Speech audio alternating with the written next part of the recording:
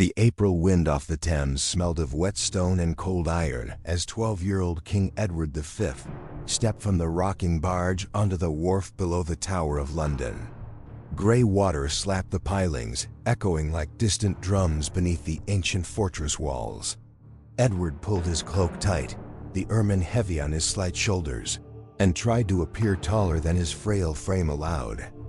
Behind him, 10-year-old Richard of Shrewsbury, bright-eyed and eager to match his brother's bravery, followed, gripping the carved lion pommel of his belt knife with knuckles pale from the chill.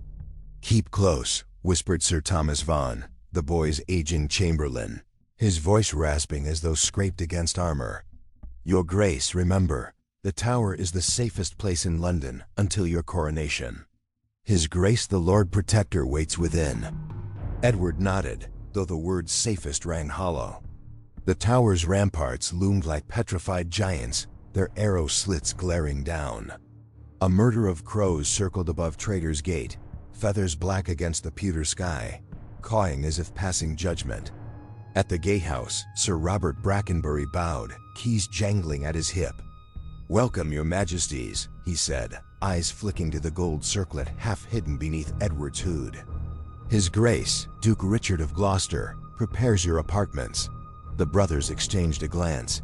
Edward forced a smile. "My uncle is most thoughtful."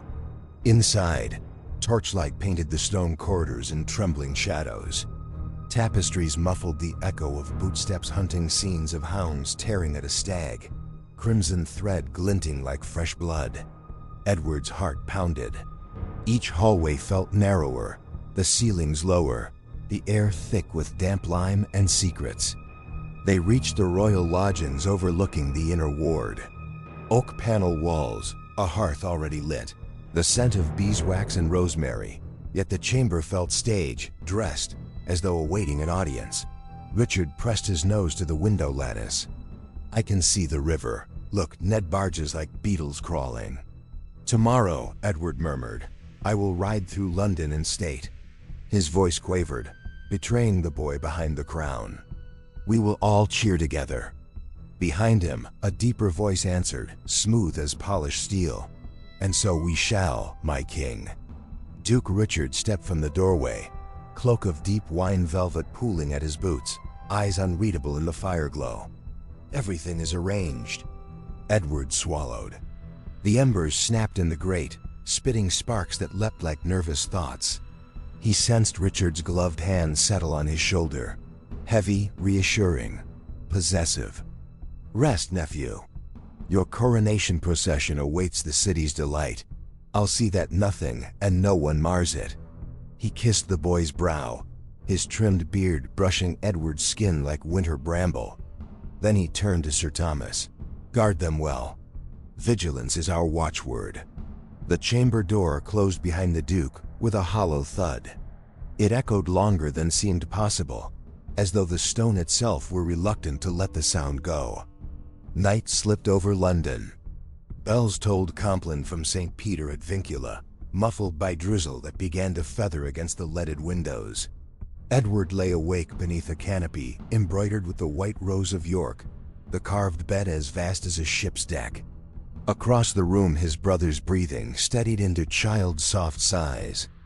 Edward pictured Westminster Hall garlanded for the coronation feast, imagined the roar of jubilant Londoners, yet every image dissolved into the dark archways they'd passed, the crows circling overhead.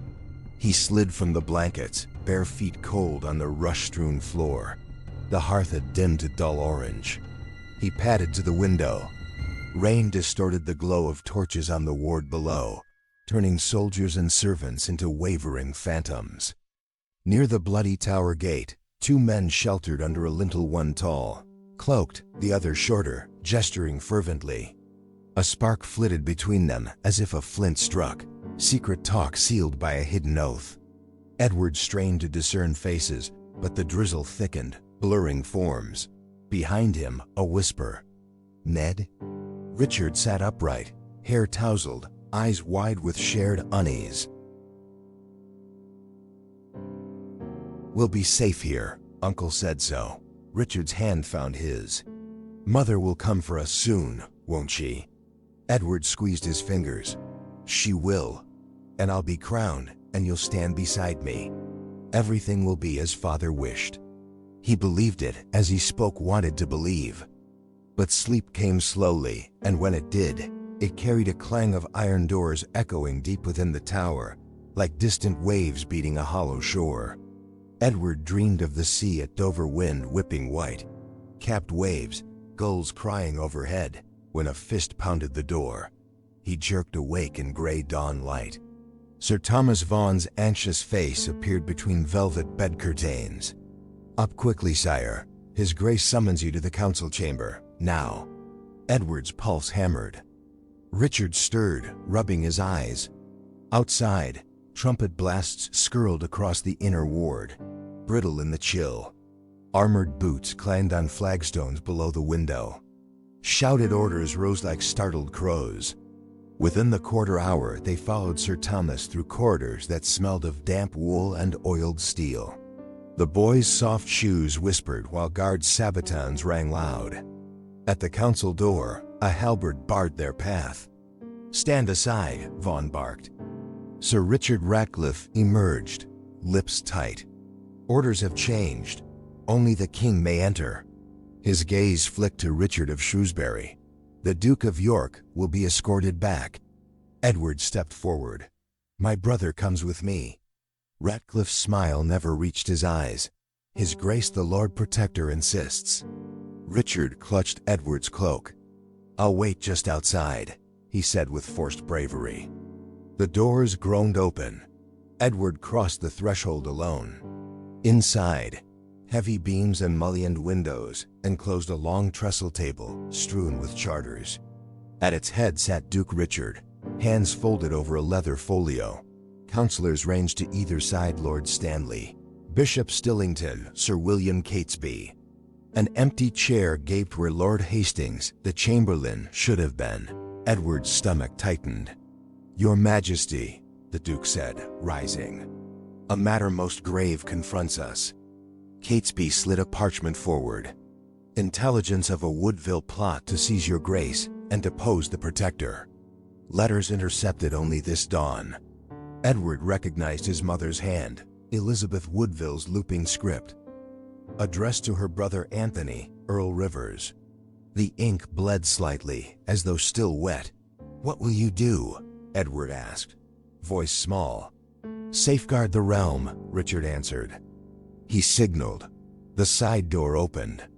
Sir William Hastings, disheveled, wrists bound, was thrust inside. His eyes, usually twinkling with courtly mischief, were dull with shock. "My king," Hastings croaked, "I swear no treason." Richard's gaunted fist struck the table. "Perjury! You conspired with the Queen against the royal succession." Edward's pulse roared in his ears. He wanted to defend his father's loyal friend, but centuries of drilled obedience froze his tongue.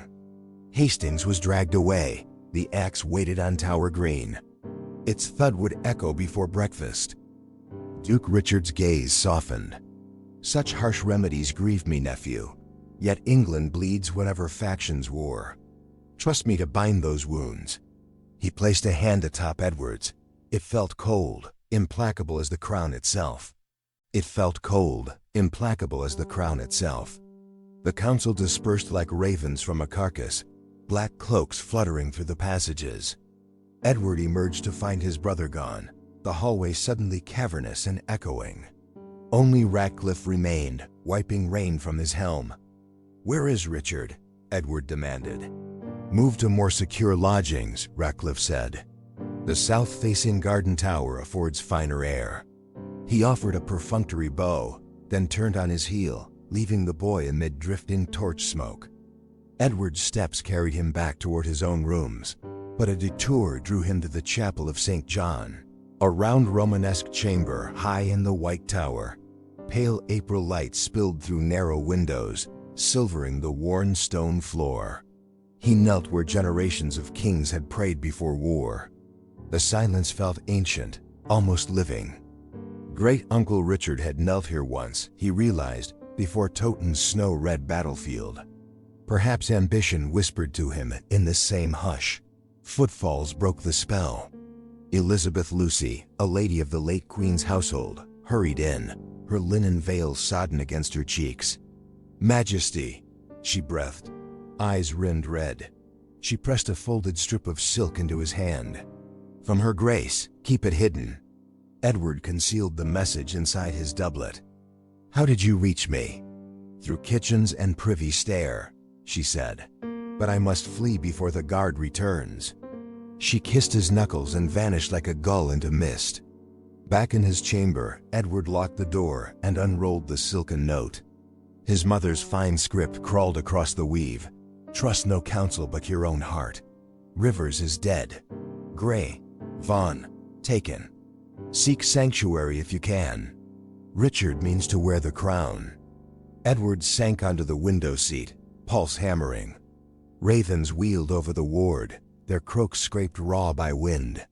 In the distance, a drumbeat rolled likely the cadence of Hastings' escort to the block, yet it sounded to Edward like the slow sealing of a tomb. He burned the message in the hearth, watching gold thread curl into ash. Smoke stung his eyes. Through its haze, the carved roses above the mantel blurred, until he saw only thorns. A low knock broke the trance. Sir Robert Brackenbury entered, helm in hand, gray eyes softened with pity. "Your Majesty, the Protector bids you dine with him this evening." Edward rose, brushing soot from his sleeves. "Will my brother attend?" Brackenbury hesitated. "His Grace prefers him to rest." "Then I decline." The words shocked even Edward, but they spilled like water through cracked stone. "I will not sit at table while my brother eats alone." Brackenbury's jaw tightened. "If I may advise, yield in small things. Keep yourself whole for larger battles." "What battle is left me?" The constable glanced toward the door, lowered his voice. "The one from memory. Kings live or die by what songs are sung after." He bowed and withdrew. That night, Edward's supper arrived on a pewter tray. Venison pasty grown cold, a cup of claret sealed with wax. He tasted neither. Instead, he pried the lattice window and let the evening air spill in damp with smoke from smithies on the wharf. Across the ward, the garden tower's lantern glowed. He imagined Richard inside, pressing his face to the glass, searching the courtyard for his brother's shadow. Moonlight silvered the inner wall walk.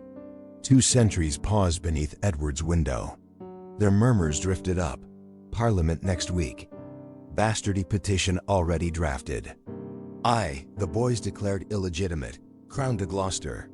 The second man spat, still smothering cubs in their den. "God avert it." Edward's breath snagged. He drew back into the gloom. "Bastardy? Mother and father's marriage questioned?" Every cloak his uncle unfolded revealed another dagger. At matins the following dawn, he demanded audience with the Protector. Pages led him through echoing corridors to the council chamber. The long table was gone. In its place stood a single throne chair draped with purple silk. Duke Richard entered behind him, flanked by Ratcliffe and Catesby. Sun through the lancet windows struck the Duke's mail shirt, scattering sparks of light across the floor. "I hear you refused my supper," Richard said, voice calm but edged. "Why?" "I will not be divided from my brother." Richard circled him, measured, deliberate. Unity of the realm outweighs fraternal comforts. Yet, he stopped, softness feigned. "Perhaps a stroll together will reassure you both." Hope flickered. "Today?" "Tomorrow eve," Richard promised, clasping Edward's shoulders as though in blessing. But his grip tightened, fingertips digging through damask. "Rest well, nephew. Change his approach." He released him and turned away, leaving Edward alone amid the dazzling moats, the throne's empty canopy yawning like an unlit crypt. Edward's footsteps rang thinly as he descended the spiral stair, each tread slick where countless palms had polished the stone. The hush felt too deliberate, a courtly silence arranged so even whispers would seem treasonous. He crossed the ward beneath a sky-bruised lilac, the air holding the damp scent of rain yet to break. In his chamber, he found a fresh jerkin laid out, its seams stiff with new thread, and boots burnished as if for pilgrimage. No servant lingered to claim the work. He paced until dusk, mind-churning. If the coronation were truly abandoned, if Parliament would brand him bastard, then the Tower was no sanctuary. It was an oubliette. He thought of his mother in Westminster Sanctuary, of loyal Anthony Rivers' head spiked on Micklegate Bar, of Hastings' blood soaking Tower Green, and of Richard, alone behind barred doors. Resolve rose like a desperate tide. At vesper bell, Brackenbury returned. "Your Majesty, a walk on the wall is promised. Your brother waits." Edward followed, guarded by 4 pikemen whose mail rattled like restless chains. They climbed the northern rampart. There, beneath a guttering sconce, Richard of Shrewsbury stood bundled in a cloak too large, cheeks flushed with hope the cold could not dim. The brothers embraced, their small figures dwarfed by battlements older than memory. Wind whipped Edward's hair across his eyes. "Rich, listen. We must flee to Mother or Burgundy, anywhere." He spoke fast, every breath of white. "Tonight, before they close the postern gate." Richard nodded, face pale but resolute. "I kept my knife," he whispered, showing the tiny lion hilt under the cloak. "For cutting rope." They plotted in fragments, huddled close while the guards leaned against Merlin's, bored. 2 turns of the hourglass later, Brackenbury tapped his staff. "Enough air.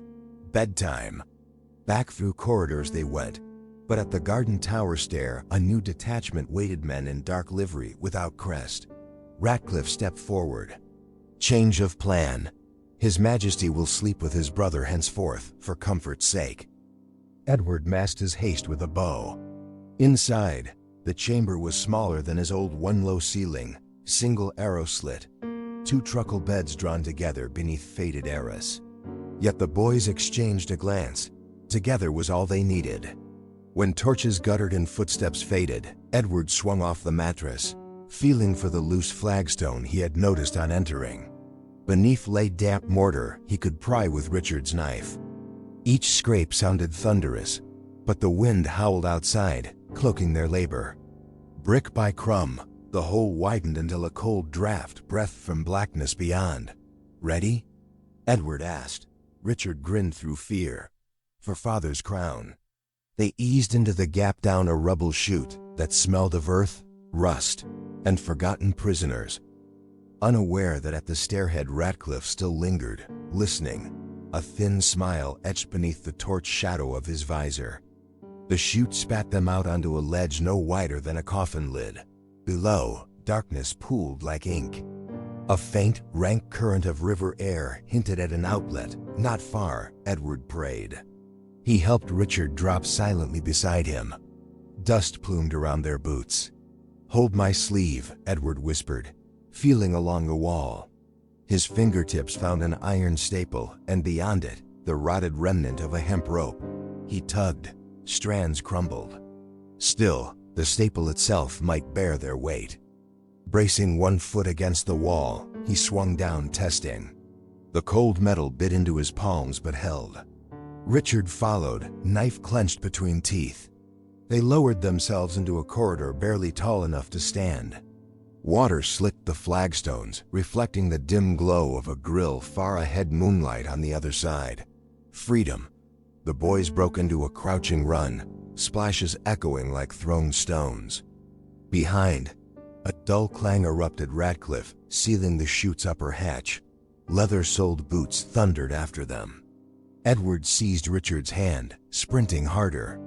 The tunnel angled downward, the air cooling further, until the passage opened onto a low antechamber. Iron bars blocked their flight, the outlet gate crusted with centuries of lime and rust. Edward gripped the bars, shook them. They groaned but stayed. Torches bobbed behind. Shadows stretched along the walls.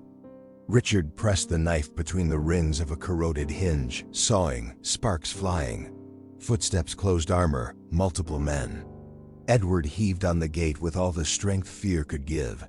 A hinge screeched, metal tearing like old cloth. A gap widened just enough for a slender body. "Through!" He gasped, Richard slipped, wriggling until he tumbled onto the muddy bank beyond. Edward shoved after, but a mailed hand clamped his collar and yanked him back. He slammed into the stones, vision bursting white. Ratcliffe loomed, torchlight carving hollows in his cheeks. "Bold, your majesty," he hissed, but futile. Edward fought, kicking, twisting, but two guards pinned him. Through the bars he saw Richard scramble up, eyes wide with terrified defiance. "Run!" Edward cried. "Find mother." Richard hesitated only a heartbeat, then turned, sprinting along the river's edge into the smothering night. Ratcliffe cursed, gesturing for pursuit, yet most soldiers stayed, binding Edward's wrists. Water churned somewhere beyond, and the child king listened to his brother's footfalls fade, each echo a severed heartbeat. Ratcliffe leaned close, breath sour. "One cub in hand is worth more than two at large. Sleep now, little lion." The torch swung. Impact, darkness, and the tower swallowed its prisoner once more. He surfaced to consciousness as though hauled from an icy pond. Damp straw pricked his cheek. Somewhere overhead a flagstone door scraped shut. Edward opened swollen eyes to blackness, lit only by a slit of moonlight high in the wall, enough to show the outline of iron rings set into mortar restraints for larger, rougher men. A mouse skittered near his boot and vanished. He tried to sit. Pain knifed through his skull where Ratcliffe's torch butt had struck. His wrists were still bound, but loosely now, as if the guards had grown careless once darkness hid their work. He tested the cord, found a knot he could worry with his teeth, and began the slow, blood-sticky task of loosening it. Each tug echoed in the empty chamber like a shouted oath. Above the rigors of pain and fear, one thought burned: Richard is free. So long as his brother lived beyond these walls, hope breathed. Edward pictured him darting along midnight alleys, cloak plastered with Thames mist, calling on any loyal Yorkist left in the city. Could a 10-year-old rouse all eyes? Perhaps. The Woodvilles had once rallied half a kingdom for less. A hollow clacklatch and bolt. Edward dropped flat, feigning sleep. Light flared as a lantern entered, hallowing two figures. Ratcliffe again, and behind him a lean man in well-cut velvet, beardless, eyes cold as pewter. "Sir James Tyrrell," Ratcliffe announced, voice thick with smug triumph. "His Grace appoints him lieutenant of the tower. He has questions." Tyrrell crouched, studying the boy as though assessing livestock. "Where did your brother flee?" he asked, tone conversational. Edward kept his breathing slow, eyes half-lidded. "Into God's mercy," he murmured. Tyrrell's mouth twitched, whether amusement or irritation, Edward could not tell. Mercy is scarce in London these days. "Speak truly, and you'll share what little remains." "I would sooner trust the mercy of crows." Edward met his gaze, letting every ounce of royal steel he could muster harden his voice. "You may cage me, sir, but you cannot carve the crown from my bones." Tyrrell rose. "We shall see what marrow yields then." He snapped his fingers.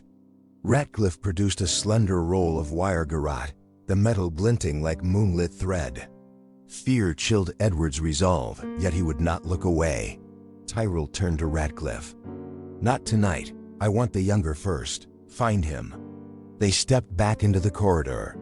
The door slammed, darkness swallowing Edward again, but this time purpose glowed inside him like a banked coal.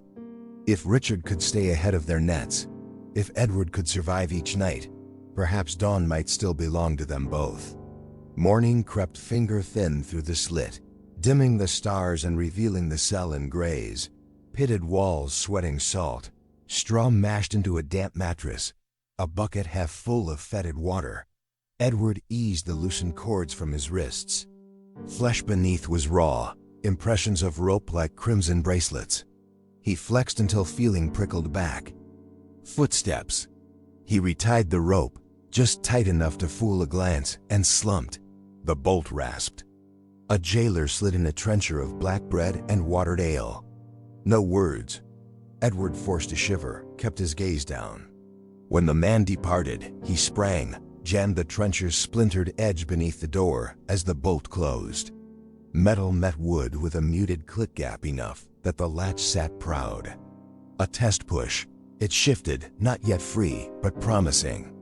He wolfed the bread, conserving crumbs to bait mice. Companionship, even skittering, mattered. Time blurred, measured only by the puddle of light crawling across the wall. At dusk, torches flared beyond the slit. Horns on the ward announced procession. Through the aperture, he glimpsed bannered lances, a sea of plumed helmets arrayed before St. Peter's. Richard of Gloucester, in full regalia, addressed assembled peers. He could not hear words, yet the susurrus of acclamation carried Vivat Rex Richardus, his uncle's coronation rehearsal. Edward pressed his brow to cold stone. Crown stolen, brother hunted, but the realm still looked on, cheering. He inhaled, tasted soot. Resolve hardened. Night. Silence returned. He worked the trencher again. The bolt thunked wider. A third shove and the door sighed inward 2-finger breadths. Halted by the iron ring of his ankle shackle, he had forgotten that buried weight. Chain reached no farther than the threshold. Panic sparked, but he mastered it. Tugging the chain forward, he examined the staple. Rust. Blistered. Mortar crumbling. He wedged the trencher fragment behind it and leveraged with the heel of his boot. Mortar crackled like frost. Minutes or hours passed. Finally, the staple jerked loose with a gritty pop, chain dangling free. Heart banging, he eased the door wider and peered down the corridor. One torch sputtered halfway to the stair, its guard asleep against the wall, helmet tipped. Opportunity. Edward gathered chain and coils round his waist, stepped into the passage, and began to move, silent as a shadow newly born. He glided past the drowsing sentry. The man's snores rasped through his visor. A drool-beaded chin glimmered in torch flame. Edward tiptoed, holding breath, the looped chain muffled by his doublet. At the stair he paused, listening. Distant chatter rose from the guardroom, below dice clacking, tankards clinking. Above lay the wall walk. Below, the inner ward, and somewhere, the postern he had failed to reach before. He chose downward. The spiral dropped into sulfur-tainted blackness. Each step he traced by fingertip, counting turns, mapping the tower in his head the way father once taught chess. Visualize every square, every threat. When the stair spat him into a narrow corridor, he hugged the wall, inching toward a faint glow. Turning a corner, he nearly collided with a boy no older than himself, a scullion clutching a stack of pewter plates. They froze, eye to eye. Recognition flickered. The lad fell to one knee. "Your Majesty," he whispered, voice shaking. "I'm Jack of the Kitchens. They said you was a devil child, but..." He swallowed. "You look just a lad like me." Edward put a finger to his lips. "Will you help your king?" Jack nodded, swift and fierce. He led Edward through a timber hatch into the scullery's steam-fogged warren. Cauldrons hissed. Turnspits creaked. No guards ventured here, heat and grease deterred armor. Jack pressed a soot-smeared cloak into Edward's hands. "Hide the chain under this. The butcher's passage runs to the outer yard. Gates barred, but pigs come in at dawn. There's a dog flap in the wicket, big enough for half a man." Edward clasped the boy's shoulder. "What reward would you ask?" Jack grinned, showing crooked teeth. "Just tell him Jack helped a king." Through dripping archways, they crept until the stench of raw meat thickened the air. Butchers snored on straw pallets beside carcasses glistening like red marble. Edward slipped past, Jack guiding him to a squat door banded in iron. A wedge of moonlight sliced beneath it. Fresh night air washed away the blood smell. Jack knelt and pried a plank aside, revealing a low flap barred with a wooden dowel. He lifted it. "Mind the mud outside, it's a trench." Edward crawled, chain clinking softly. His shoulders squeezed through, jerk and snagging, and then cold air wrapped him whole. He rolled into sodden earth, the walls looming shadow swallowing any starlight. Behind, Jack slid the plank shut, whispering, God keep you, before retreating. Edward lay still, listening.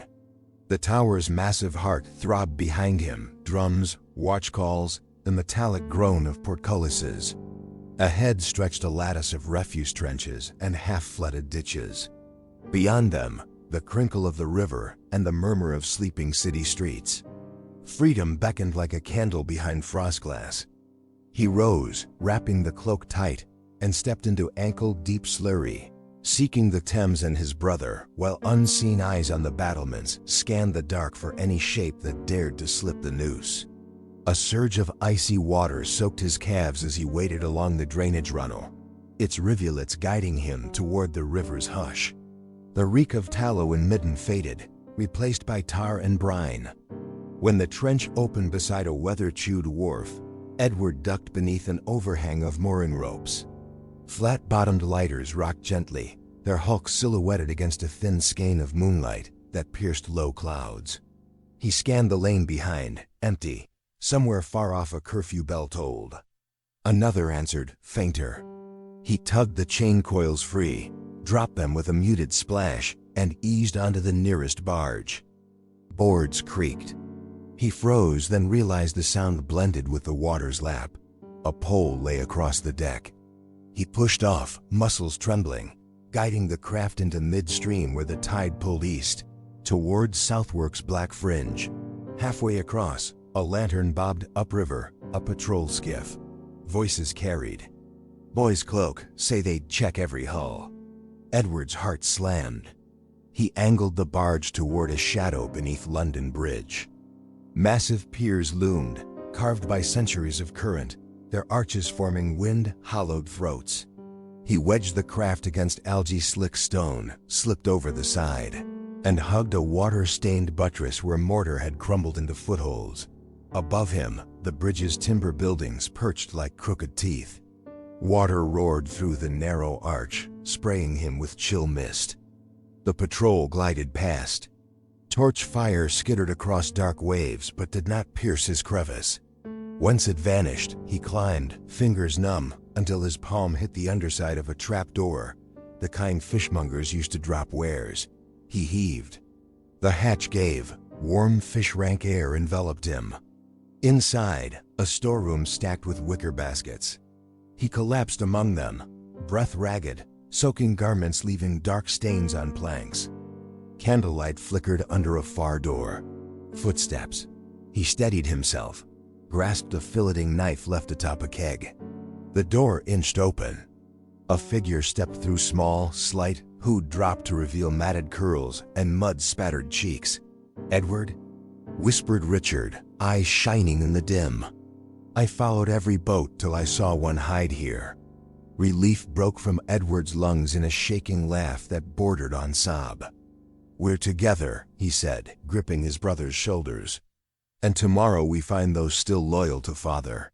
Outside, the Thames thundered against the bridge piles, but within that cramped shed, hope, fragile as a candle flame, sputtered back to life. Richard's fingers were ice against Edward's wrists, but his eyes burned with frantic triumph. The storeroom stank of herring brine and mildew. Somewhere beneath the planks, river water slapped like restless applause. Edward pulled his brother deeper among the baskets, crouching beside a shutter that cracked open onto the bridge's narrow lane. "We'll need clothes that don't shout palace," he muttered. Richard nodded, rummaging in a wicker hamper until he produced 2 coarsened smocks, stained with fish oils. They stripped hurriedly, wrapping their velvet doublets in sailcloth and weighting the bundle with a stone. Edward pried a floorboard loose and slid the parcel into the gloom below. The Thames accepted the offering with a muted plunk. Above, cartwheels rumbled. Dawn's first gray diluted the candle's glow. Edward peered through the shutter. Shops fronted with swinging signs: apothecary, bookbinder, barber, surgeon already unfurling awnings. No soldiers yet. A rasp at the outer hatch froze them. Edward drew the filleting knife. Richard lifted a wooden mallet. Steps creaked downward. "Jack sent me," hissed a voice. A lank girl squeezed through, freckles speckling wind-blown cheeks. "Name's Nell, fishmonger's niece." Word is your fleeing wolves in crowns. Edward lowered the blade. What price for silence? She shrugged. A story worth more than coins, I reckon. Besides, she tipped her chin. London loves an underdog. She thrust a burlap sack at them. Heel bread, cheese rinds, 2 apples, and a wax-sealed letter. From Lady Elizabeth Lucy, smuggled by River Lad. She says, reach Baynard's castle. Lords loyal to your father hold council there, if they dare. Nell glanced toward footfalls above. Go now. Rats get fewer bites when's cats wake.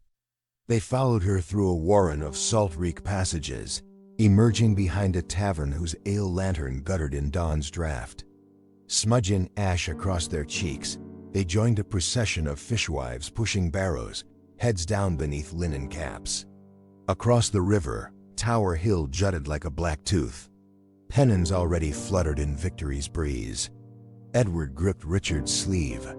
Stay within 3 paces, whatever happens.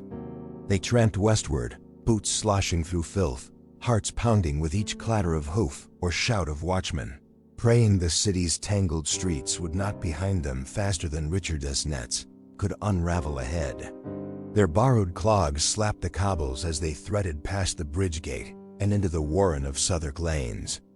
Dawn mist rolled off the river, veiling the city's scars. Fish scales glittered on the boys' smocks like cheap stars. At the crossing into the city proper, a chain barred Thames Street. 2 watchmen lounged beside a brazier, warming hands over coals. One yawned. The other squinted at the approaching barrow train. Hold there, he barked, voice hoarse with last night's ale. Customs levy, 2pence a cart. The fishwives groaned, digging for coins. Edward kept his cap low, but the watchman's gaze snagged on the brother's thin boots, too fine for hawkers. He stepped closer. You 2 faces up. Richard's breath hitched. Edward slipped between carts, palms slick. He lifted the barrow handles of a stooped woman whose load bulged with eels. Mum's arm's worn, he explained, pitching his voice into a gruff Cockney growl. I'll push. The woman blinked, then nodded, catching on. The watchman frowned, but clink of pennies distracted him. Edward trundled the barrow forward. Richard fell in beside, eyes down. They passed the chain. Behind, the guard muttered, odd little uns, but the brazier hissed louder and his interest cooled. On Thames Street, the stink of tar seeded to spice and wet wool. Cries of coopers and clothiers echoed off timber fronts. Richard risked a glance back, lips pale, nearly caught. Keep the limp in your voice, Edward whispered. Princes don't limp. They cut north through an alley where pigeons burst skyward in the thunder of wings. Half-shuttered windows spilled smoke scented with morning pottage. At Bow Lane's bend, a bell told Tierce church service soon. Men crossed themselves. Women hushed children. In the hush, hoofbeats clattered. Mounted soldiers in Duke Richard's livery, scanning faces. Edward dragged Richard beneath a draper's awning hung with dyed skeins. Bolts of crimson and murrey hid them as the patrol trotted past, voices sharp. Be on the lookout, 2 runaways, boys of noble birth, reward for information. The words struck like flung stones. Richard trembled. Edward squeezed his hand through the cloth. When silence returned, they slipped west once more, clinging to back lanes until St. Paul's pale spire loomed guardian over Baynard's castle by the river bend. But the castle's gatehouse stood shuttered, banners gone. A lone porter snapped, no admittance. Lord Stanley's men withdrawn at Dawn Protector's summons. Hope guttered. Edward pressed the sealed letter to his chest, wax now cracked by their flight. Then we find another haven, he breathed. Yet footsteps clicked behind a tall figure in a soot-dark cloak. Your graces, the stranger murmured, voice velvet and urgent. This way, before eyes brighter than mine spy you. He gestured into a cobbled mews. Edward hesitated, but Richard tugged his sleeve choices dwindled like daylight. Together they followed the stranger into the narrow gloom, unaware that above them, on a rook-haunted parapet, a herald already unfurled parchment bearing their names and the price of betrayal. The mews twisted between leaning walls, its cobbles slick with last night's drizzle. Sour steam drifted from horse stalls. Lantern light trembled against damp brick. The tall stranger moved quickly, boots soundless, cloak brushing muck. Edward and Richard kept pace, hearts beating a double drum. At the alley's far end, he rapped a coded rhythm on a slat door, 323. A viewing slot slid back. Wary eyes shone. "How many, Martin?" a voice asked. "2 chicks flown the hawk," the stranger answered. The slot shut, iron bolts scraped. The door swung inward. They stepped into a candle-lit loft above a cooper's yard. Barrels lined the walls, heady with oak and pitch. Around a trestle waited 5 men and 1 woman, each in plain homespun, yet bearing the posture of those trained to the sword. The eldest broad-shouldered, hair silver at the temples, inclined his head. "Majesties, I am Sir Giles Daubeny, once of your father's household." He reached to 1 knee less a bow than a vow of service. The others mirrored him. "London grows dangerous for true Yorkists. We hold this refuge, but word of your escape spreads like fire in straw." Edward slipped the cracked letter from his smock. "Lady Elizabeth sent us here after Baynard's castle fell." Daubeny read, jaw tight. "Stanley bent the knee to Gloucester this morning. Our circle shrinks." He looked to Martin, the guide. "How close the net?" "Archers at Ludgate, halberdiers on every quay. Rewards promised to jarls and costermongers alike," Martin said. "They expect the boys to run for the coaster sanctuary." "Then we do the unexpected," Daubeny decided. He unrolled a charcoal map over a barrelhead. "Gloucester's men search outward. We dive inward into the city beneath the city." His finger traced Roman sewer lines tinted in ash. "These tunnels lead to Blackfriars. From there, a barge can whisk us at slack tide to Greenwich, where loyal captains still linger." Richard swallowed. "Dark tunnels again." Daubeny's gaze softened. "You braved the tower's bowels. London's old drains are friendlier, and no soldiers fit in half the passages."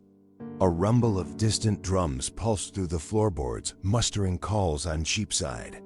Edward squared his shoulders. "Show us the way."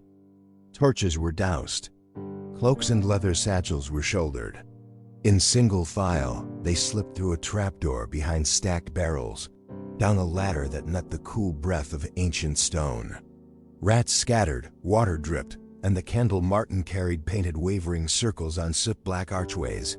The city above roared awake, but deep below, 2 small flames brothers bound by blood and peril flickered forward into shadow, carried by hearts that refused to bow. Moist brick pressed close on every side, slick with moss the color of old pennies. The air tasted of copper and rot. Martin led, bent double beneath a Roman arch whose mortar still bore chisel marks from emperors' long dust. His candle hissed each time a drip struck the tallow, but he shrouded the flame with his palm and pressed on. Behind him the brothers shuffled, boots sliding on slime. Daubeny followed last, sword drawn though the ceiling forced him to hold it sideways like a torch. Somewhere ahead a sluice roared, a subterranean cataract, drowning the rumble of carts far above. Edward's foot snagged on debris, nearly pitching him into a rivulet. Richard grabbed his elbow. "Slow," he whispered, breath fogging in the chill. Edward nodded, squeezing Richard's fingers once before stepping over river-washed pottery shards, some Roman redware, others medieval blue. Martin halted at a fork where 3 tunnels met in a star. "Left leads to Fleet Ditch," he muttered, peering at chalk marks on the wall, "but the grate's iron barred. We take middle old Mithraic covert, mind the drop." They edged along a ledge scarcely wider than a handspan. Below, ink-black water gurgled, carrying flecks of torchlight like drifting sparks. Halfway across, boots clanged behind echoes rushing up the tunnel they'd left. Daubeny cursed under his breath. Gloucester's hounds. Martin blew out the candle. Darkness swallowed them whole.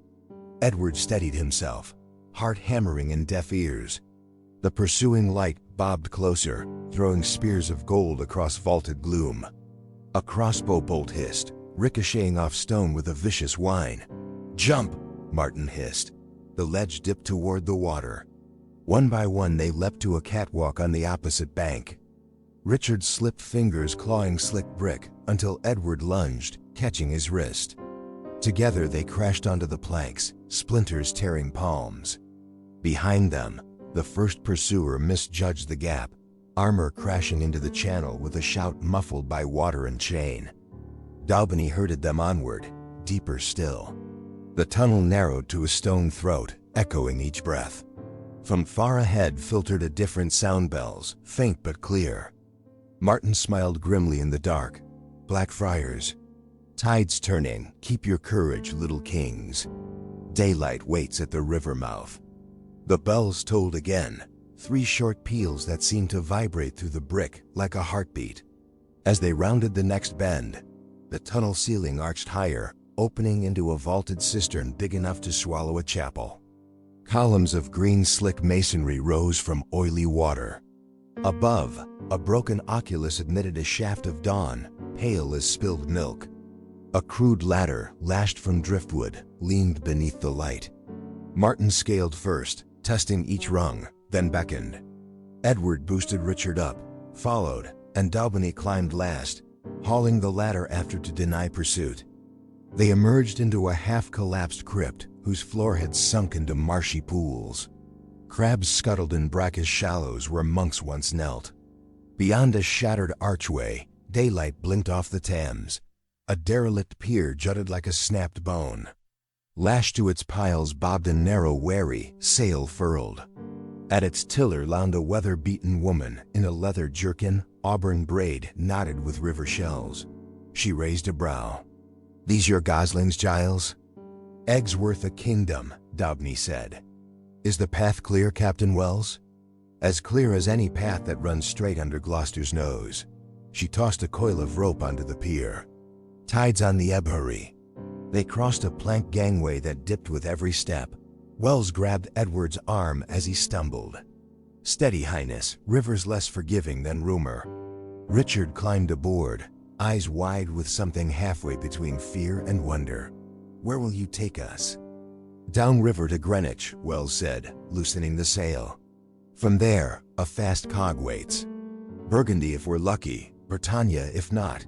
Wind caught canvas with a snap. Martin cast off. Dalbany shoved the wherry clear of the piles. Behind them, in the crypt arch, steel glinted Ratcliffe's men spilling into daylight. Arrows hissed, punching holes in the sail. Wells spun the tiller. The boat heeled, spray slapping boards. Edward threw himself over Richard, shielding him. Dalbany loosed a return shot with his bow, one guard dropping into the mud. Then the current seized them. Blackfriars Bridge slid by in a blur of shadowed arches.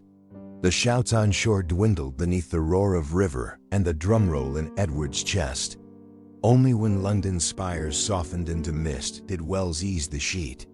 She glanced back at her passengers, 2 soot-smeared boys, fingers clenched white around the gunwale. "First breath of freedom always burns," she said. "Breathe anyway." Edward lifted his face to the wind, lungs aching but alive, and for the first time since stepping into the tower, he felt the horizon widen uncertain. Storm crowded, but gloriously his to chase. The wherry skimmed eastward, gulls screaming overhead as if heralds of their flight. On the starboard bank, the skeletal frame of the unfinished globe rose from morning haze. On the port, Deptford's masts formed a forest of spars against the pale sky. Captain Wells guided her craft with sure flicks of the tiller, knuckles white only when river eddies threatened to twirl them broadside. By noon the tide slackened, and Greenwich Palace's red brick chimneys poked through budding chestnut trees. Copper weathercocks flashed like heliographs. Wells angled toward a dilapidated fishing jetty half a mile downstream, hidden from the main landing stairs. A one-armed ferryman waited, pipe clenched between ruined teeth. "Stormcrow lies at anchor," he rasped, jerking his chin beyond the point. "But Gloucester's patrol galleys sweep every turn." Wells tossed him a purse. He caught it deftly. "Signal her," she said. 3 sweeps of the hat when the river bends us out of sight. The ferryman saluted with the pouch, then vanished into reeds. Daubeny herded the brothers up the creaking jetty into marsh grass that whispered secrets with every breeze. From a low ridge they spied their escape vessel, a sleek cog painted holly green, single mast taut with reefed sail, crew of 8 milling on deck.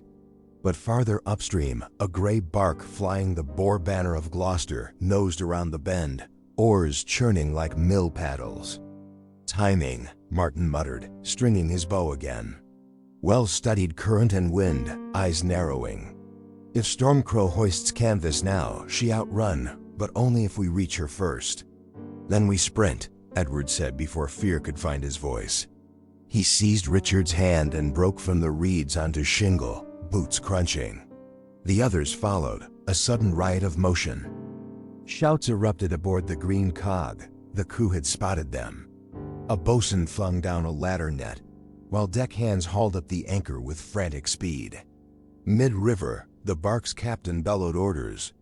Its prow swung toward the fugitives, oars biting deeper. Pebbles slid underfoot. Twice Richard stumbled, and Edward half-dragged him, ribs on fire. Arrow tails hissed overhead, one thunking into driftwood inches away. Daubeny loosed a return shaft, striking the steersman. The bark slewed momentarily. They splashed through knee-deep shallows. Wells shoved Richard up the ladder net, then Edward, then vaulted herself aboard with the agility of a cat. Martin and Daubeny scrambled after, arrows rattling in the rail. "Cast off!" Wells roared. The mainsail thundered open, billowing with sudden life. Wind caught them hard. Stormcrow heeled, foam cresting along her flank, tillers straining in Wells's grip. Behind, Gloucester's bark set a square spritsail, oars withdrawn, but the cog already flew like an unhooted falcon downwind. Edward braced beside the mast as deck planks thrummed beneath his boots. The river widened into estuary. Salt tang replaced city smoke. Each breath carried promise, of sea lanes to Flanders, of allies yet uncounted, of a crown not surrendered but reclaimed. And though behind them London's towers shrank into haze, ahead stretched an open sea restless, perilous, infinite waiting for 2 exiled princes to write the next measure of their destiny. Spray burst across the prow as Stormcrow cleaved the estuary's choppy swells, her hull humming with speed. Richard clung to a belaying pin, knuckles white, eyes fixed on the widening horizon. Edward stood beside Captain Wells at the stern rail, salt crusting in his dark hair. "Channel tide will turn against us by dusk," she warned, gaze scanning the bruised clouds massing in the southwest. "We'll need every puff of wind to clear the shoals before nightfall." Daubeny joined them, rolling a length of canvas chart. "A storm brews over the downs, look." He tapped a blurred smudge gathering on the rim of sky. "If we outrun it, we shake pursuit. If not, then we pray this keel was caulked by saints." Wells finished, snapping the chart shut. She barked to the helmsman. "Bear 2 points Sioux, east catch the outer current." Edward glanced aft. Gloucester's bark, hobbled by the wider reach of the estuary, had dwindled to a dark fleck. But 3 lean galleys now clawed out of Queenborough Creek, sails reefed tight for pursuit. Their prows glinted with iron rams. Even at distance, he felt their intent like arrows on skin. "Will they overtake us?" he asked. "Not if the storm breaks first," Wells answered. Yet the shadow in her eyes told him odds hung on a knife's edge. The wind freshened, muscling the main into a taut white drum. Stormcrow surged, deck tilting steep. Rigging thrummed. Crewmen lashed loose casks and reefed the topsail. Far ahead, the sun bled behind thunderheads, casting copper light across rising waves. Richard stumbled toward Edward, lips blue. "Sea's too big, Ned," he whispered. Edward draped an arm around his shoulders. "It's the road father never walked. We'll walk it for him." Thunder cracked distant, but rolling closer. Spray turned to fine needles as gusts stiffened. Wells secured the helm. "All hands storm canvas." Sails shrieked as they were dragged reefward. Lightning forked over the downs, etching jagged light onto heaving gray. First drops slapped the deck, warm and heavy. Then the squall roared in full, wind hammering masts. Sky and sea fused into writhing slate. Stormcrow pitched, bow knifing through green walls of water. Edward braced beside Richard, hearts thudding in twin cadence with the drumbeat of rain, holding fast as the channel rose to test the mettle of princes and the humble oak that bore them toward exile's uncertain shore. Wind roared like a beast unchained, tearing the prince-cut rags of sky into ribbons. Stormcrow shuddered, timbers wailing as she climbed the slate-colored hill of water that hid the horizon. At the crest, her bow seemed to hang a breathless heartbeat before knifing down the far slope, spray exploding in shards that stung Edward's cheeks raw. "Bail the scuppers!" Wells bellowed. Crewmen with buckets scrambled, brine sloshing at their boots. Lightning fragmented above, a white vein lancing sea to cloud. In its glare, Edward glimpsed the pursuing galleys, now 3 ghostly silhouettes pitching in troughs, their masts bowing. One lurched broadside to a wave. An oar bank snapped, splinters spinning away, and the vessel slewed off course, swallowed by spindrift. The other 2 fought on, black prows shearing foam. A flaming pot arced from the nearer galley Greek fire. It sizzled through rain, struck the swell short of Stormcrow, burst into a writhing emerald blossom that the wind ripped apart. "Next shot they'll range true," Dalbini warned, pushing wet hair from his brow. He drew an arrow, but wind snagged the fletching, twisting it from his grasp. "Bow's useless in this gale." Wells gritted her teeth. "Then we make them taste our wake." She spun the wheel. Stormcrow veered sharply, cutting across the wind. Sails thundered, the mast groaned, but held. The cog darted toward a line of hidden shoals, churned water marking sandbars just beneath the surface. "Helm a lee," Wells cried. All hands braced to leeward. Edward yanked Richard behind the mainmast as Stormcrow heeled until rail kissed water. White spray engulfed them. For a moment, deck became a tilted plain of streaming foam and terror. Then the keel skimmed the first sandbar, grinding, but velocity and rising tide flung her clear into deeper channel beyond. Behind, a galley followed, unable to tighten course in time. Its hull struck full. Mast toppled forward, snapping men and yards alike. A thunder of wreckage rolled across the wind. Flames blossomed where oil lamps shattered. The ship listed, swallowed by pounding surf. Only one pursuer remained, distance widening as Stormcrow found shelter in the lee of the shoals. Waves gentler here. Wells exhaled, knuckles pale on the tiller. "We've slipped the leash, but the sea hasn't finished her trial yet." As if to answer, thunder boomed directly overhead. Rain thickened into a curtain of needles, horizon vanished. Stormcrow plunged onward, blind, every creak a prayer. Richard clutched Edward's sleeve. "Will morning ever come?" "It must," Edward whispered, though his voice shook. "Because we carry it with us."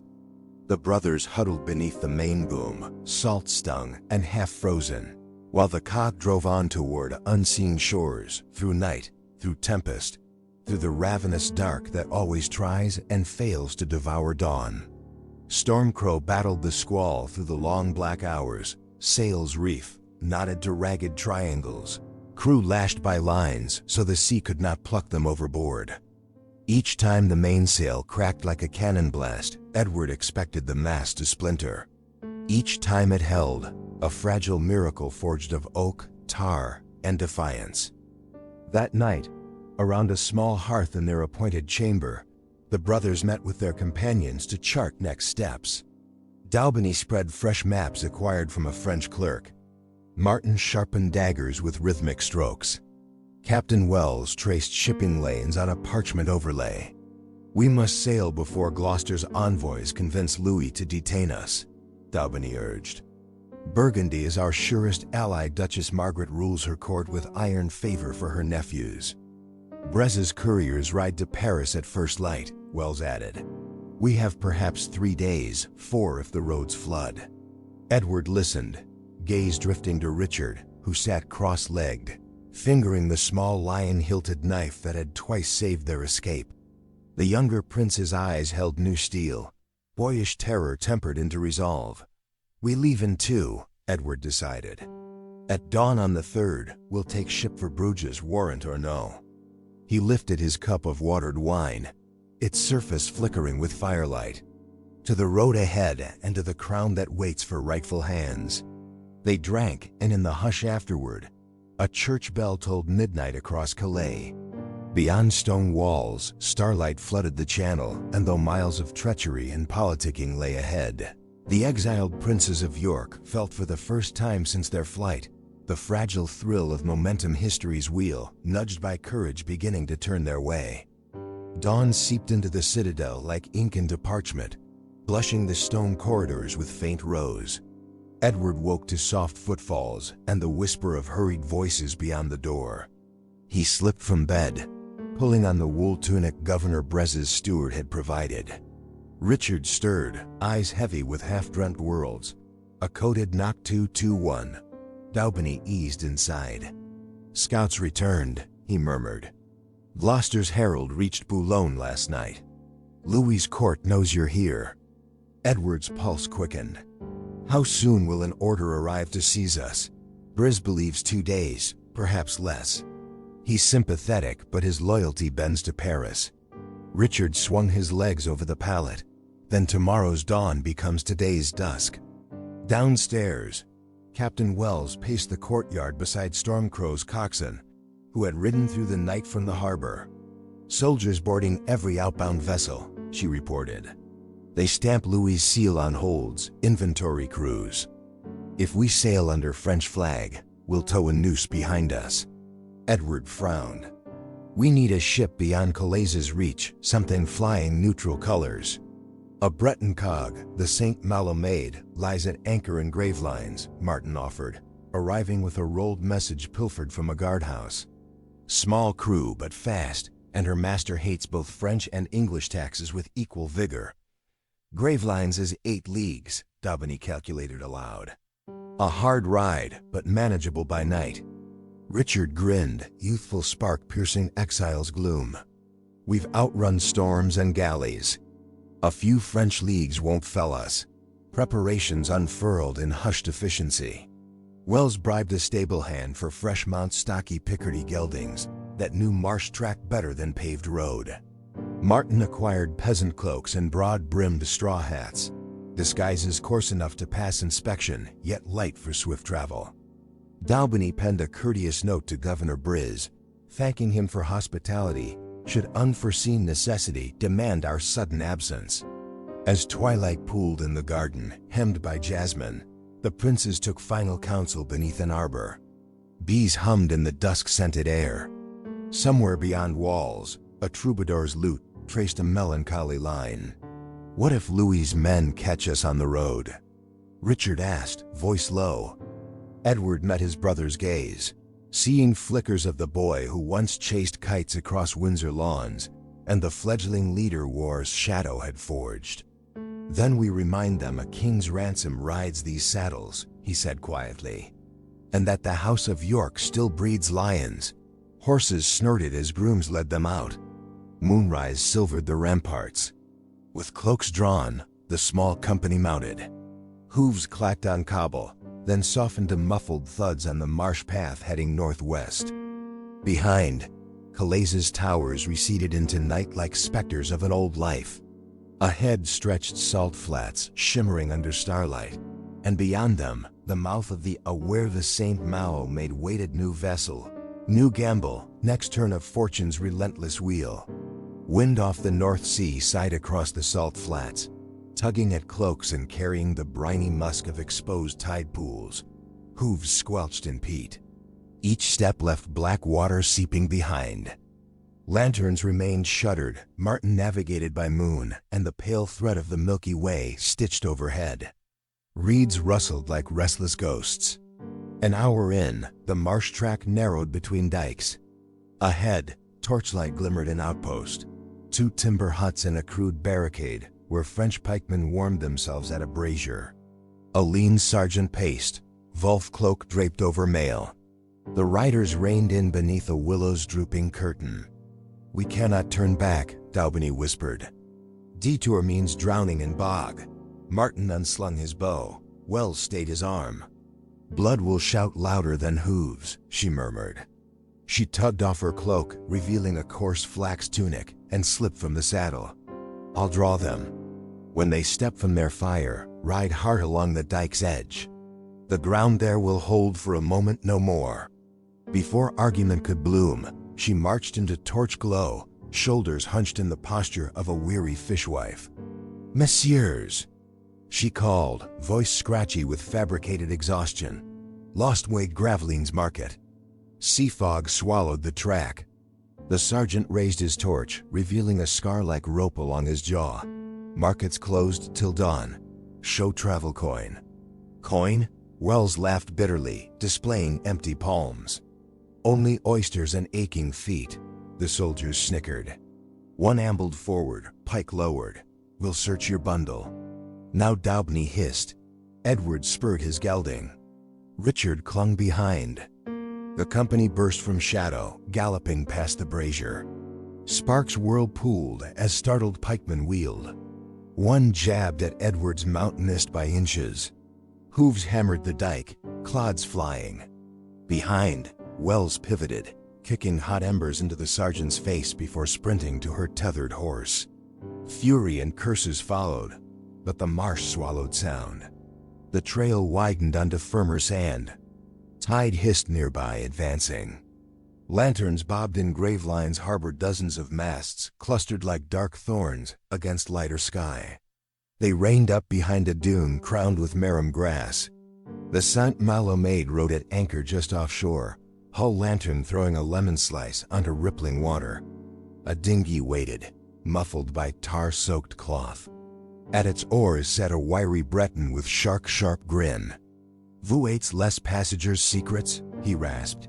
"Captain Alling Herve?" Daubeny asked. If silver jingles."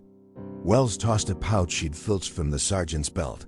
Herve weighed it, teeth flashing. "Benvenue." Horses were loosed toward a distant farm, no traceable brand. One by one the fugitives clambered into the dinghy, Richard last, hesitating as surf foamed around his boots.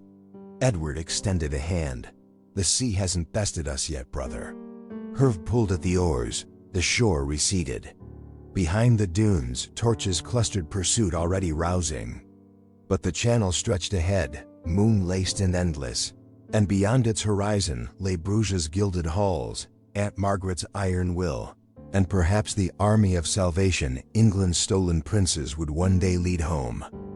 The dinghy's prow kissed the St. Malo maid's oak planking with a soft thud. Rope ladders unfurled. Tar-soaked hemp rasped Edward's palms as he climbed, Richard close on his heels. Deck lanterns swung in the swell, painting brass fittings gold and shadowing a figurehead of St. Brendan gazing west, as though blessing fugitives. Captain Herve bounded up after them, barking orders in a Breton dialect that snapped like reef wind.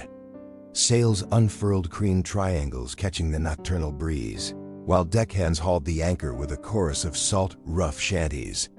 From the rail, Edward glimpsed torch clusters spilling over the dunes in their wake. French horsemen fanning onto the beach, muskets raised too late. A single shot cracked. The ball skipped across water, spent. "Safest sound I know," Herve laughed, steering for the horizon, a musket that missed. Below decks the hold smelled of pitch and cumin. Herve cleared a berth between burlap bales. "Lie quiet if customs boards us. My manifest lists only spice and wool." Storm-rocked exhaustion swept the princes. Yet sleep danced at arm's length. The ship's creak became conspirator whispers. Every gust a hoofbeat of pursuit. Edward traced calloused fingers over the hatch latch's escape routes, catalogued even in rest, and finally drifted amid barrel-thick darkness. Gray dawn found them skirting the shoals of the Zwin Inlet, brackish channels once wide enough for carracks. Gulls wheeled over marsh islands where wild irises stabbed skyward. At slack tide the maid scudded up, estuary, dodging mudbanks like a heron through reeds. until Bruges' ancient belfry rose ahead, bells tolling matins across red-tiled roofs and silvered canals. A barge awaited at the merchant's quay, liveried in black and gold. On its prow stood Duchess Margaret of Burgundy, imperious, even in widow's weeds, eyes bright with recognition and unshed fury. As the princes stepped ashore, she swept them into an embrace edged with armor. "My brave lions," she murmured in Flemish-tinged English, then straightened, voice hard as tempered steel. "The realm bleeds lies, but truth just set foot on Burgundian soil. Come, Europe shall soon hear it roar." Trumpets blared, wool-clad burghers bowed. Behind, the Saint Malo maid swung on her moorings, sails furled like folded wings, while above Bruges the morning sun ignited stained glass windows into rubies and sapphires, heralding not an ending, but the opening act of a greater fight to reclaim England's shattered crown. Bruges ushered them inward with trumpet fanfares and a rustle of silks. Cobbled lanes tunneled beneath stepped gable facades, perfumed by hops and roasting chicory. The procession halted at the ducal residence on the Dijver Canal, an austere, Gothic palace trimmed with traceried stone, and servants hurried the princes through echoing halls into Margaret's privy chamber. Tapestries of St. George and the dragon lined the walls. The floor was a chessboard of black marble veined gold. Margaret dismissed attendants and studied her nephews by the latticed window, sunlight banding across Edward's bruised cheek. "Word from Calais spoke of 2 frightened sparrows," she said softly, but her eyes glinted with pride. "Instead I find hawk-eyed heirs." Edward bowed. "Aunt, we come to raise England, yet lack talons. You shall have an eyrie." She unfurled a parchment, a map of the Low Countries, annotated with garrisons. "Archduke Maximilian courts my favor. He covets English cloth, trade too dearly to spurn you. We will muster hiring fees for Landskext pikemen, Swiss halberdiers, mercenaries who smell silver better than blood." Daubeny stepped forward, cloak steaming from the journey. "Usurper Richard claims the boys dead, vanished in the tower. England mourns but fears. A living king must show his face, rouse hearts." Margaret tapped Bruges with a ruby-capped pointer. "The Feast of the Holy Blood is 3 weeks hence. Pilgrims crowd from Lubeck to Lisbon. We'll reveal Edward their holy relic in hand, prophecy on our lips." She looked to her steward. "Send riders. I want banners, trumpets, a procession that sets quills scratching from Rome to Edinburgh." Richard's stomach growled. Margaret's smile softened. "First, soup and sleep, warfare waits on full bellies." That evening, as candle smoke twirled beneath vaulted beams, Edward lay in a curtained bed, quilted with Burgundian lions. Yet slumber hovered just beyond reach. He rose, padding to the balcony that overlooked moonlit canals. Gondoliers hummed low laments. Somewhere a street organ wheezed a dance. From this quiet height Bruges felt untouchable, its waters mirroring constellations like another sky fallen to earth. A scrape of wood. Richard joined him, blanket draped round shoulders. "Think Gloucester dreams of us?" Edward's mouth tightened. "If he does, it's nightmare." He pointed to Orion's belt glimmering above the belfry. "Those stars guided sailors of old. They'll guide our fleet back across the narrow sea when the time is ripe." Below, a patrol of ducal guards crossed a stone bridge, halberds catching starlight. Their measured tread echoed in the stillness like a heartbeat steadying, gathering strength for battles yet unborn. And in that rhythm the princes found sleep at last, lulled by the promise that every canal was a hidden sword. Every bell a rallying cry, every breath a step closer to reclaiming the land that had tried to entomb them alive. 3 weeks slipped by in a whirl of clattering looms, clicking printing presses, and secret musters in wind-lashed Flemish fields. Bruges swelled with pilgrims for the Feast of the Holy Blood. Sailors from Ragusa in salt-scarred boots. German merchants wearing peacock-bright cloaks. French penitents barefoot on cold stones. Every tongue buzzed with the usual questions of relics and indulgences, but beneath, a new rumor coursed. England's lost king walks among us. Margaret stoked the whisper with calculated leaks. Printers lit night fires to set fresh broadsheets. A woodcut of a crowned boy stepping from a tower's shadow, captioned Veritas Rediviva Truth Revived. It hung in taverns beside devotional icons, and the city thrummed with expectancy. On procession day, dawn broke beneath banners dyed in York white and Burgundian saltire. The relic crystal phial said to hold a drop of Christ's blood was carried under a cloth of gold canopy by white-robed canons. Incense fog rolled down narrow lanes sweet as honey myrrh. Trumpets cut the haze. Drums rumbled like distant surf. Then, behind the priests, rode Edward on a milk-white palfrey. Pilgrims craned. Some crossed themselves. Others gasped to see the boy's ermine-trimmed cloak and the circlet glinting on his brow, small but unmistakably royal. Richard followed, standard-bearer for a banner stitched overnight, a roaring white lion breaking a rusty padlock. Daubeny and Wells rode at either flank, swords sheathed, but hands never far from hilts.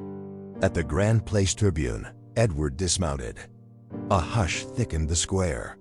He climbed 3 steps, wind tugging his mantle, then spoke in French clear enough for Flemings and Gascons alike.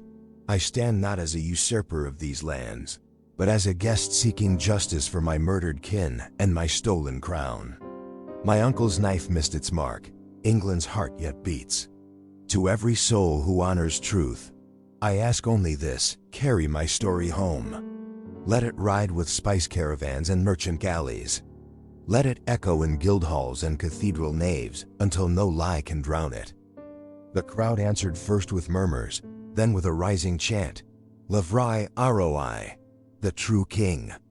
Bells of St. Salvator's burst into peals. Doves startled skyward in a flurry of white.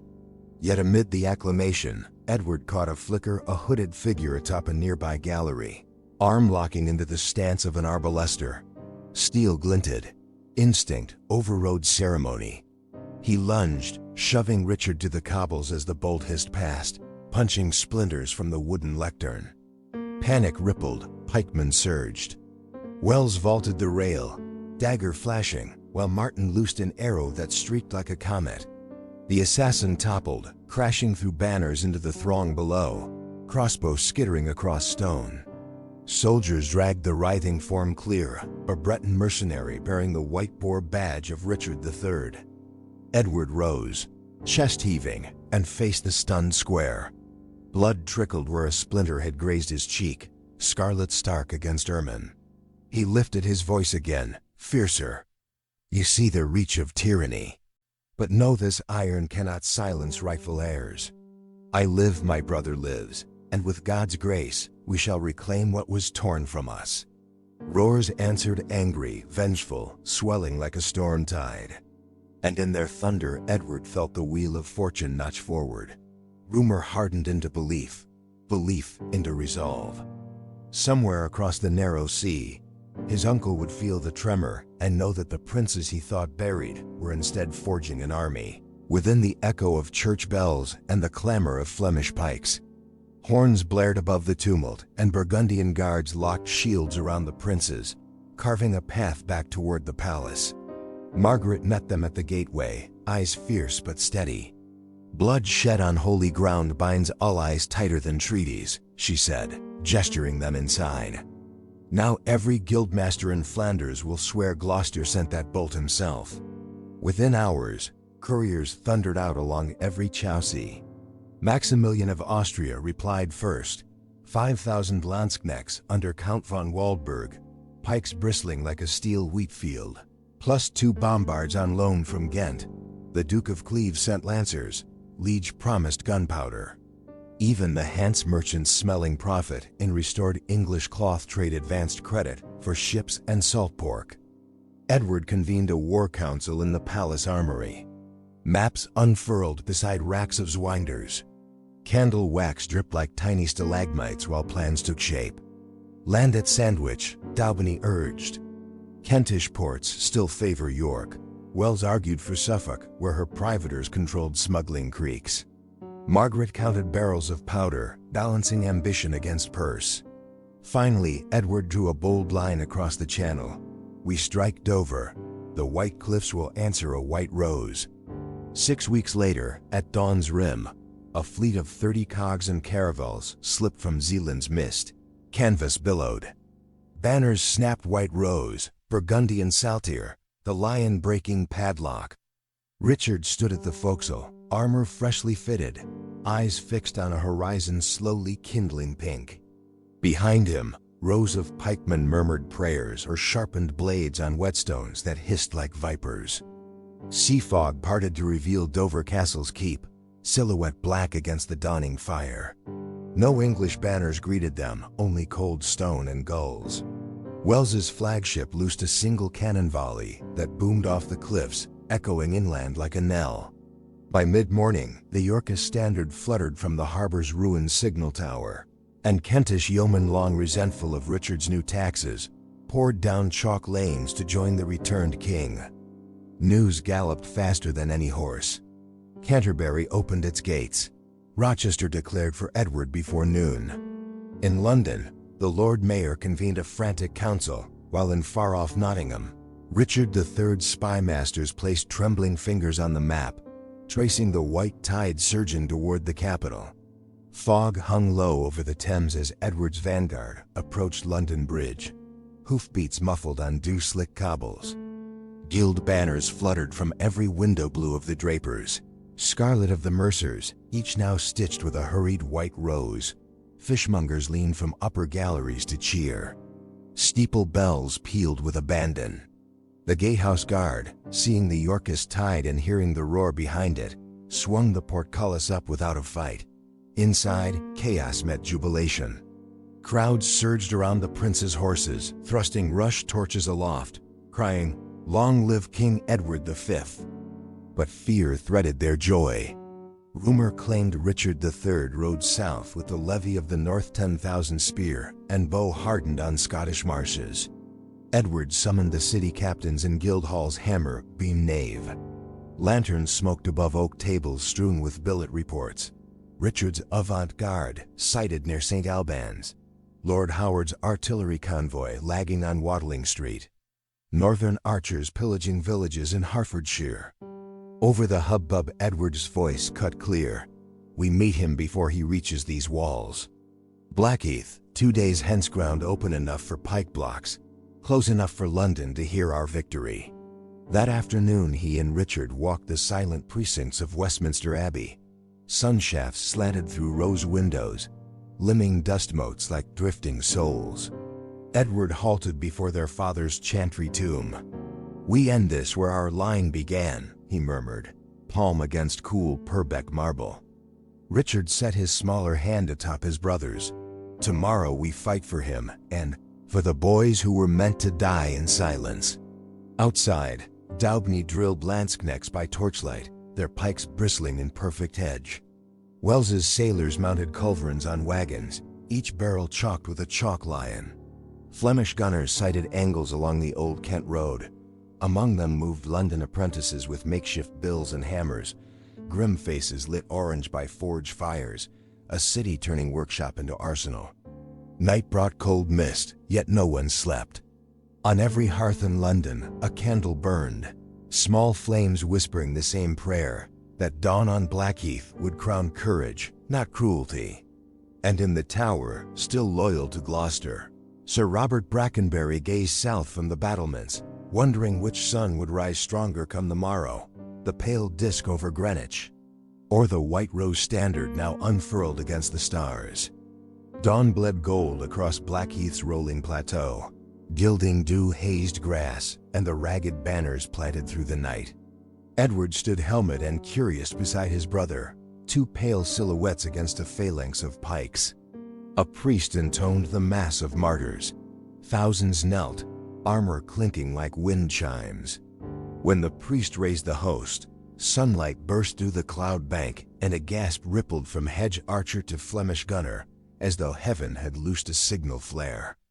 Scouts thundered in Richard III's van herded the slope from Shooter's Hill, northern bills in rust-red jerkins, a wedge of mounted knights under the boar banner, and behind them the low growl of culverins drawn by oxen.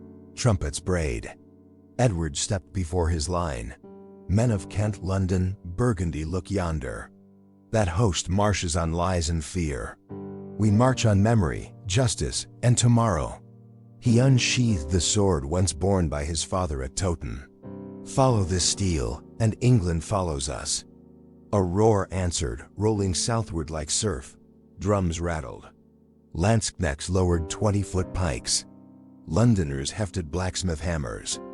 At Edward's signal, Flemish bombards barked flame tongues, stabbing grey. Iron shot plowed Richard's front ranks, scattering bills like chaff. The usurper's trumpets answered. Crossbow bolts hissed into the pike hedge, but the long ash shafts held, shivering under impact. Then the white boar standard advanced. Richard III himself, visor up, face taut with grim resolve. His heavy cavalry spurred across the heath in a thunder of sod and steel, aiming to punch a hole straight to Edward. Wells waved her cutlass, barking orders. The Swiss halberdiers broke rank just enough to form a killing pocket. Horses slammed pike tips, shrieked, reared. Knights toppled, armor ringing like dropped anvils. Richard's charger barreled through the maelstrom, hooves bloody, the king hacking left and right. Edward saw the gleam of his uncle's crown, felt a jolt of childhood terror stone corridors. A locked cell, but Richard of Shrewsbury stepped to his side, planting their banner deeper. "Hold," the younger prince said, voice steady despite the carnage. One heartbeat more. From the left flank, Daubeny loosed the reserve. Kentish archers emerging from the river, mist with yew boughs already bent. A volley darkened the morning sun, 1,000 shafts whistling down on the battered cavalry. Richard III's horse stumbled under a black-fletched arrow. The usurper rolled clear, rose limping, bore banner sagging. Edward lifted his sword, eyes locked on the man who had tried to bury him alive. "Now," he whispered more to himself than to any captain, and stepped forward into the whirlwind of reclaiming destiny. Into the whirlwind of reclaiming destiny. Into the whirlwind of reclaiming destiny. Edward's boots splashed through churned turf, every breath a furnace blast in his helm. Around him, halberd blades clashed like church bells gone mad. Arrows hissed past, hot as hornets. Ahead, Richard III fought beneath a knot of surviving boar-liveried knights. Back to a toppled oak trunk, visor still up, defiance carved in iron lines across his scar-pocked face. For an instant uncle and nephew locked eyes, Tudor gray on York blue. Richard's lips twisted into something between snarl and sneer. "Little Ned," he rasped over the clamor. "Escape the tower's cradle to play at war?" He lunged, hammering downward with his battle-axe. Edward caught the blow on his raised blade. Shock shivered up his arms. Sparks jumped like startled fireflies. They circled. The tide of battle seemed to ebb around them, soldiers wary of straying into a royal deathmatch. Richard feinted low, then swung for Edward's helm. Edward ducked, riposted with a cut that scored his uncle's pauldron, leaving a bright line of stripped steel. Hooves thundered. Richard of Shrewsbury barreled in astride a captured destrier, white rose flag streaming. He flung his reins, leapt free beside his brother, small buckler strapped to his forearm. "2 sons for 1 traitor," he called. Richard III barked a ragged laugh and drew a misericord with his offhand. "I murdered brothers in a stairwell at Middleham," he hissed. "What's 2 more?" He lunged at Richard, knife darting snake quick. Edward met the thrust, parrying wide. The blade sliced his vambrace, but spared flesh. Richard of Shrewsbury drove his buckler edge into the usurper's ribs. Armor rang. The older man staggered. From the periphery, a northern billman hurled a mace wild desperate. It smashed Richard III's knee. The king buckled with a cry, half fury, half pain. Edward seized the moment, swung a 2-hand cut that sheared the boar crest clean off his uncle's helm and bit into the mail coif beneath. Blood geysered scarlet against white. Silence rippled outward, first among nearest foes, then through ranks like a chill wind. Richard III collapsed onto one gaunted hand, vision swimming. He glared up, lips frothing crimson. "False whelps," he gasped. "You'll drown England in civil blood again." Edward lowered his sword tip to the fallen king's throat. Better blood spilt for truth than for silence. A heartbeat stretched, then Richard III's gaze lost its focus, body sagging to the churned earth. The boar banner drooped. Its pole snapped amid trampled grass. Trumpets of both armies wavered, then Yorkist horns pealed triumph. Archers whooped, pike heads lifted skyward. The white rose standard unfurled full in the strengthening breeze, petals unstained by treachery at last. Edward exhaled shakily. Around him, the battlefield's roar returned, wounded men groaning, victors shouting, but beneath it pulsed a rising chant from friend and former foe alike. "Edward! Edward! Edward!" He reached for Richard of Shrewsbury's hand, clasped it tight above their father's battered sword. Across Blackheath, the sun climbed higher, gilding helms and broken blades alike, as though anointing a realm reborn. Smoke curled over Blackheath like spent incense while surgeons bound wounds and heralds recorded the fallen. Edward walked the field with Richard at his side, saluting both Burgundian and Kentish dead, ordering northern prisoners given water and bread. "No more brothers turned enemies," he told Daubeny.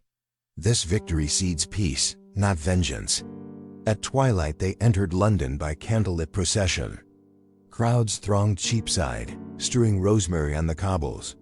Women reached to touch the prince's stirrups as though to grasp a miracle. In St. Paul's nave, they offered thanks amid rubble of hastily pulled scaffolds masons, already carving new bosses, white rose encircling a broken boar. 2 days later, the lords spiritual and temporal gathered in Westminster Hall. Chancellor Russell produced the Titulus Regius, that parchment which had branded Edward and Richard bastards. With solemn nods the peers fed it to a brazier, cheering as inked curses curled into ash. Archbishop Boucher then proclaimed, "Edward V, by grace of God, King of England and France, Lord of Ireland." Quills scratched pledges, seals thumped hot wax. Outside, tower gates ground open. Sir Robert Brackenbury advanced, keys clinking, and knelt before the young king. "Forgive a soldier's duty confused by fear," he said. Edward lifted him up. "Keep your post. The tower shall guard memory, not muffle it." In the White Tower's chapel, they found the small garments Edward had worn as prisoner, folded on an altar as macabre trophies. Richard pressed flint to them. Flame-licked velvet, devouring the last relic of their knight in chains. Preparations for coronation unfurled with fevered joy. Goldsmiths hammered new circlets, each gem pledged by a thankful guild. Weavers dyed acres of scarlet. Scholars compiled a book of oath reforms. Edward decreed first statute, repeal of every attainder laid by Gloucester. Lands returned, widows restored dowries, orphan children reclaimed surnames. Yet amid bustle, grief remained, fresh graves on Blackheath, and the silent bier of Richard III set within Fotheringay choir, awaiting burial befitting a king despite his crimes. Edward and Richard kept vigil, candles guttering. "Mercy ends wars quicker than blades," the elder whispered, and the younger nodded. Though sorrow flickered in his eyes, mourning not an uncle, but the innocence they'd lost. Coronation dawn approached, bringing with it anxious whispers of French intrigue and Tudor claimants across the sea. But for one breathless moment, bells told only hope, and the scent of beeswax and blooming hawthorn drifted through Westminster like a covenant renewed. 6 days after Blackheath, midsummer sun spilled molten light through Westminster's scrubbed windows. Rushes lay strewn with lavender. Trumpets waited, mouths up tilted like gilt lily. Outside, half London hummed. Edward rose before dawn. Daubeny buckled the blue cuirass that hid under crimson robes. Wells clasped the white rose mantle. Richard, pacing like a young hawk, wore cloth of silver and a slim coronet. They met in the cloister, grass beaded with dew. "Remember the crows over Traitor's Gate?" Richard asked. "They'll come today," Edward smiled, "but only to watch our feast." They entered the nave to a roar that shook the vaulting. Garter knights lined the aisle. Burgundian pikemen stood beside London apprentices, proof that foreign steel and city sinew could beat as one. At the coronation chair, Margaret raised the crown forged for their father.